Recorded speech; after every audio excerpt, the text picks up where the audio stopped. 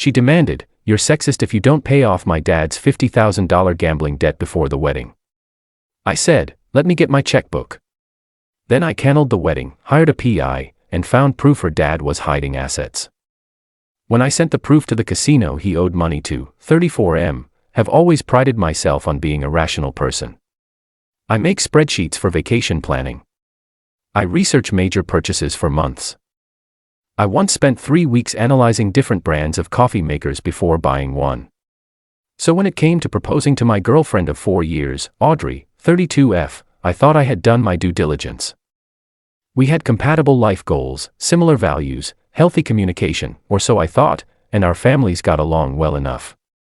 Looking back, the signs of trouble were there. The unexplained girls' weekends that seemed to coincide with her father's business trips. The inside jokes between them that no one else understood, her defensiveness whenever I asked about certain credit card charges. But love has a way of blinding even the most analytical minds. And I'd always attributed her secretiveness to an independent streak I actually admired. We had been engaged for 6 months and the wedding was scheduled for next month. Everything was going smoothly. Venue booked, catering selected, honeymoon planned.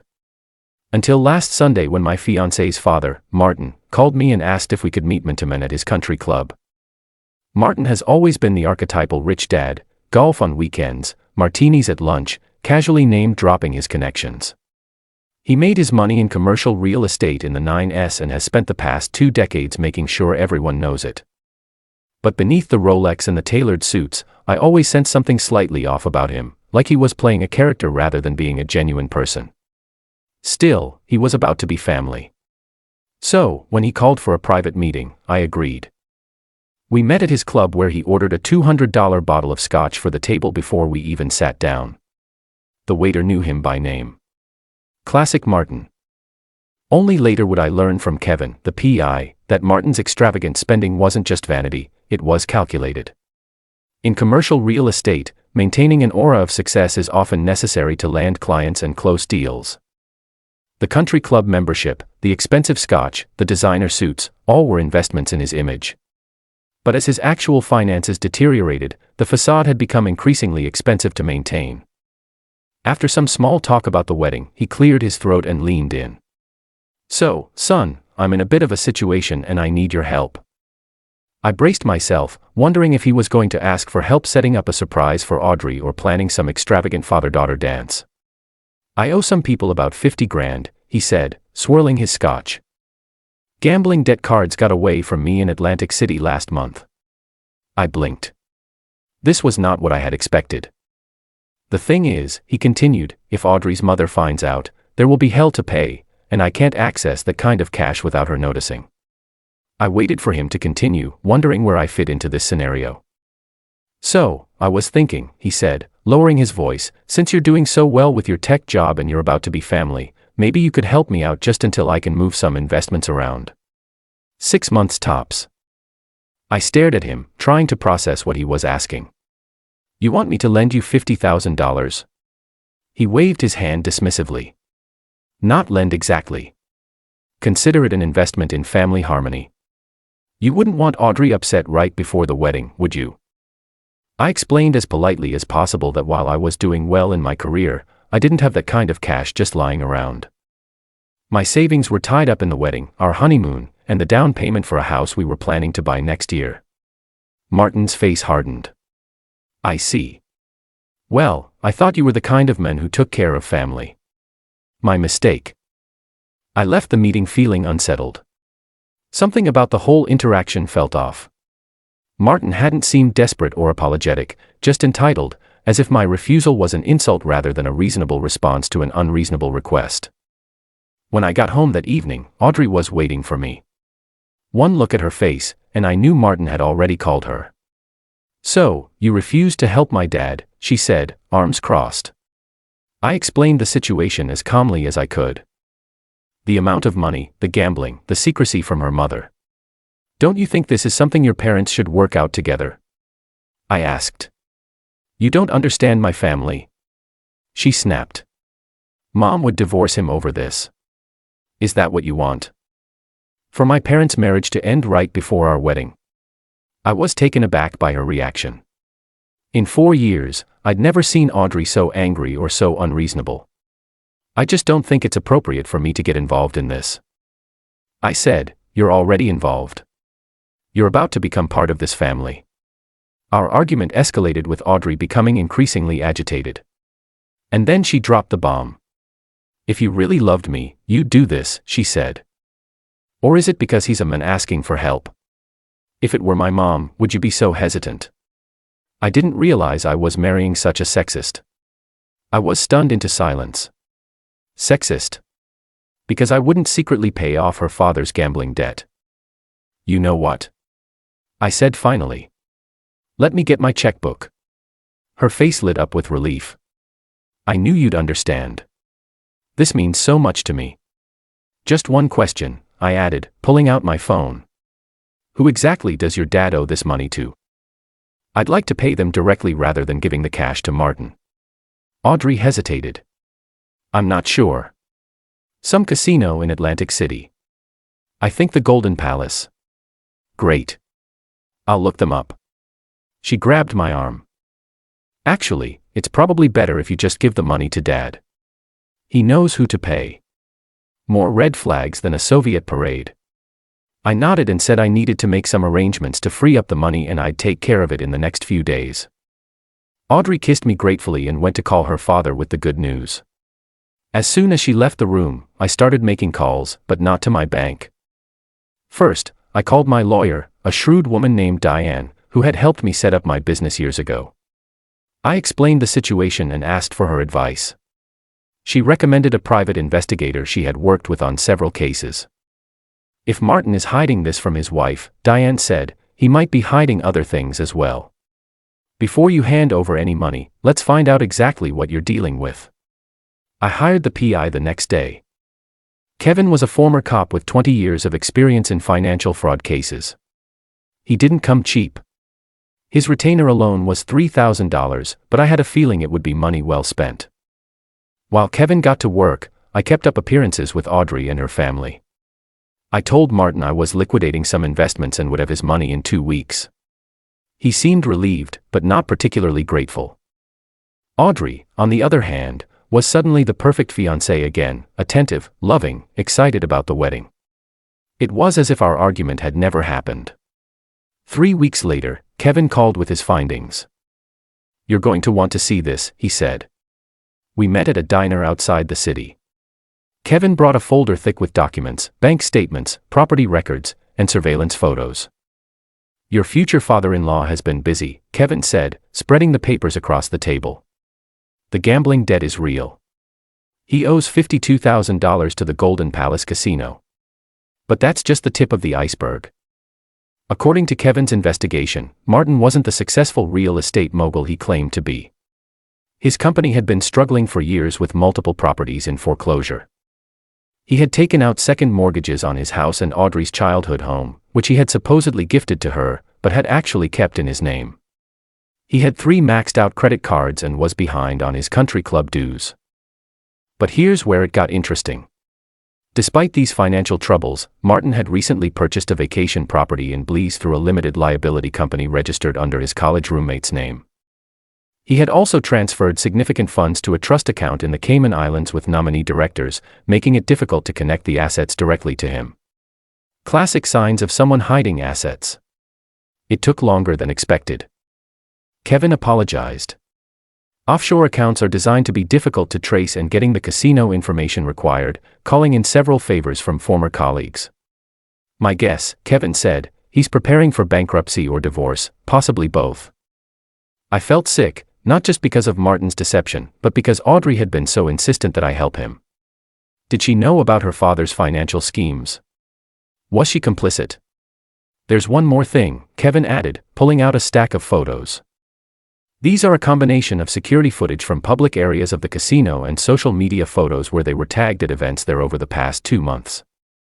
The photos showed Martin at the high-stakes poker tables, and beside him in several shots looking cozy and very much involved in the games was Audrey. According to my contact at the casino, Kevin said she's been there with him at least 6 times this year. They're known as a father-daughter duo. The staff called them the Martinis. Martin and Tiny, her casino nickname. I stared at the photos, feeling as if the ground had disappeared beneath me. Looking back, the signs were there. The business trips with her father, the occasional unexplained late nights, the inside jokes between them that no one else seemed to understand. I had attributed it to their close father-daughter relationship, never imagining they were bonding over high-stakes poker. "What do you want to do with this information?" Kevin asked. I thought about it carefully. I could confront Audrey directly, but given how convincingly she had lied to me already, I doubted I would get the full truth. I could go to her mother, but that seemed cruel, especially if she was truly in the dark about her husband's activities. Then I had an idea. "Can you get me contact information for the casino's collections department?" I asked Kevin. Kevin, it turned out, had previously worked security for several Atlantic City casinos and maintained professional relationships with their collections departments. "I can make sure this information gets to someone who can act on it," he assured me. These casinos take debt evasion very seriously, especially when there's evidence of hidden assets. 2 days later, with Kevin's help, I had compiled a detailed dossier on Martin's financial situation, including evidence of his hidden assets.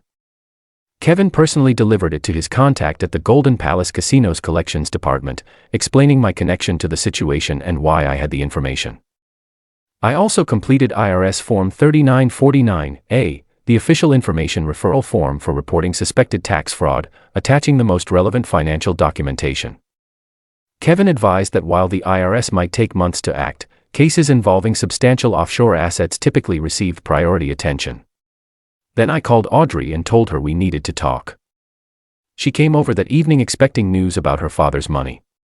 Instead, I laid out the surveillance photos on the coffee table. "You want to tell me about Tiny?" I asked quietly. Her face went through a remarkable series of expressions. Shock, confusion, anger, and finally a calculated calm.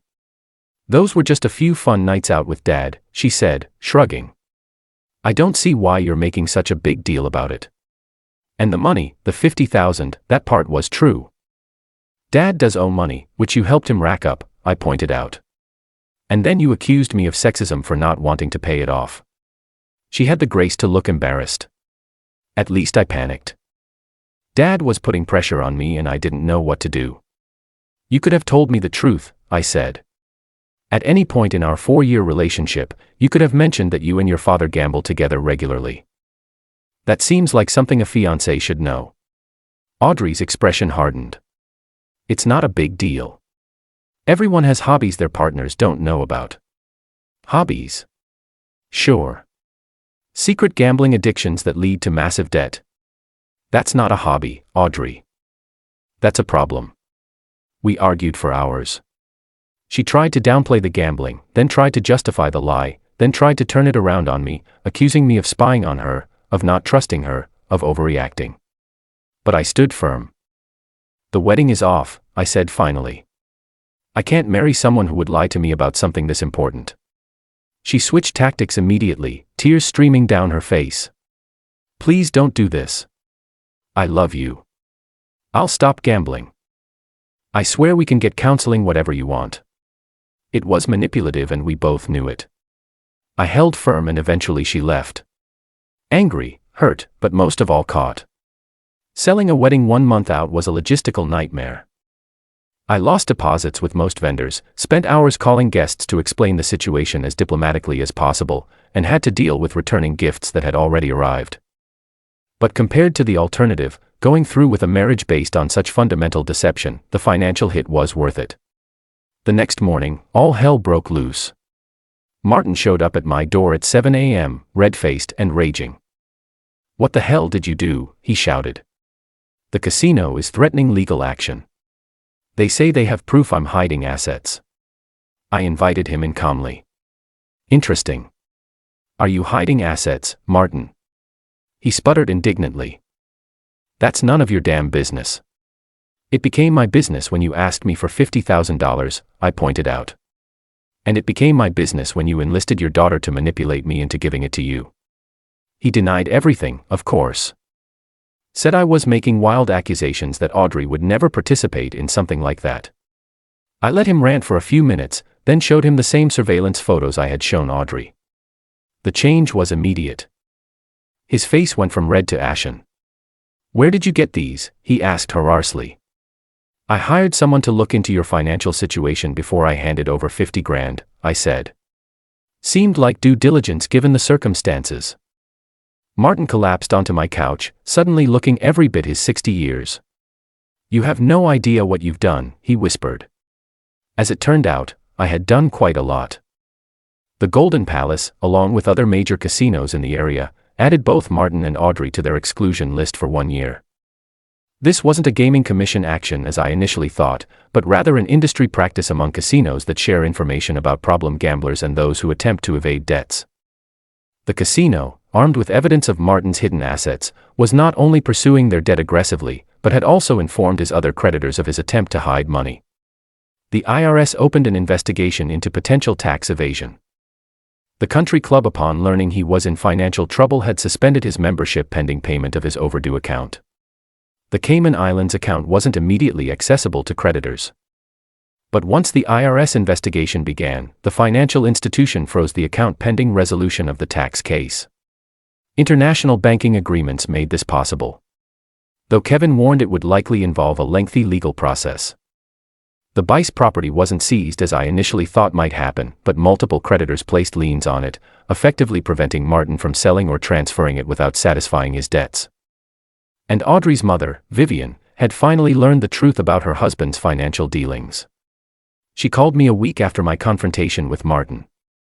Surprisingly calm on the surface, though I could hear the tension in her voice. "I always knew something wasn't right with our finances," she said. "Martin would never let me see the full picture. Thank you for bringing this to light, even if that wasn't your intention." Vivian, it turned out, was no fool. She had her own money, inherited from her family, and carefully maintained in separate accounts. She was consulting with a divorce attorney, and seemed more relieved than heartbroken about the end of her 35-year marriage. "I just wish Audrey hadn't followed in her father's footsteps," she sighed.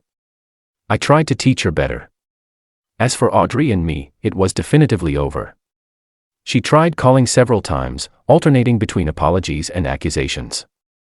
I eventually blocked her number. Through mutual friends, I heard she had moved in with her father, who had been forced to sell his house to pay his debts. The vacation property in Bice was encumbered with liens and the money in the Cayman Islands was frozen pending the outcome of several legal proceedings. It's been 6 months since then. Canceling the wedding was expensive but less costly than a divorce would have been down the line. Most of our friends understood once the situation was explained, though I kept the details vague out of respect for Vivian. I've had time to reflect on what happened. And while I'm still angry about the deception, I'm also grateful for the lucky escape. If Martin had just asked for help directly without the manipulation and lies, I probably would have offered to help him find a legitimate solution to his problems. If Audrey had been honest about her gambling, we could have addressed it together. But the web of lies they constructed revealed a fundamental lack of integrity that I couldn't overlook. The irony is that by trying to use me as their financial safety net, they ended up losing much more than $50,000. Martin's reputation is in tatters. His assets are being liquidated to pay his debts, and his wife is divorcing him. Audrey lost her fiancé, her home, and her relationship with her mother, who feels deeply betrayed by her participation in the deception. As for me, I'm doing better than expected. Diane, my lawyer, set me up on a blind date with her paralegal Hannah. We've been seeing each other for a few months now, taking things slow. On our third date, I jokingly asked if she had any gambling debts I should know about. She laughed and said, "No, but I do have an embarrassing amount of student loan debt from law school." Is that a deal breaker? Not at all, I told her. At least you're honest about it. Update. A few people have asked what happened with the PI. Kevin, we've actually become friends. He helped me make sure Martin and Audrey weren't trying to retaliate in any way, and we now meet up for beers occasionally. He's full of amazing stories from his years as an investigator, though he's careful never to reveal any confidential client details. Just last week, he helped another friend discover that his business partner was embezzling company funds. In my book, Kevin's services were the best money I've ever spent. Also, for those wondering about the casino, yes, they eventually got their money after forcing the sale of one of Martin's properties. The Golden Palace along with other major casinos in the area added both Martin and Audrey to their exclusion list for 1 year. This wasn't a gaming commission action as I initially thought, but rather an industry practice among casinos that share information about problem gamblers and those who attempt to evade debts. The casino representative Kevin spoke with said they likely would have faced a lifetime ban if they had continued to hide assets after being caught. Final note for those struggling with gambling addiction, please seek help. It destroys lives as I've witnessed firsthand. Unlike Martin and Audrey, most people who fall into gambling debt don't have hidden assets to cushion the blow. They lose everything and the damage ripples out to affect everyone who cares about them. Final update. It's been almost a year now. Hannah and I are still together and things are getting serious. She moved in last month after her lease ended and living together has been surprisingly easy. Turns out compatibility is about more than just being able to plan a wedding together. It's about how you handle dirty dishes, midnight snoring, and whose turn it is to take out the trash. Vivian finalized her divorce from Martin and seems to be thriving. She sold the family home, bought a condo downtown, and has started taking international cooking classes. She and I still talk occasionally, which some people find odd, but we've always got along well. She even hinted that she might be seeing someone, though she wouldn't give details. Martin and Audrey have apparently moved to Florida, where he's trying to rebuild his real estate business. According to Vivian, he's telling everyone that he was the victim of a vindictive ex-son-in-law and corrupt casino practices. Some stories never change, I guess. As for me, I'm finally feeling ready to sell the engagement ring I never got to give back. Kevin recommended a jeweler who won't rip me off too badly on the resale. Hannah doesn't know, but I'm planning to use the money to take her to Italy next spring. Not as a proposal trip or anything, just a vacation with someone I trust and enjoy being around.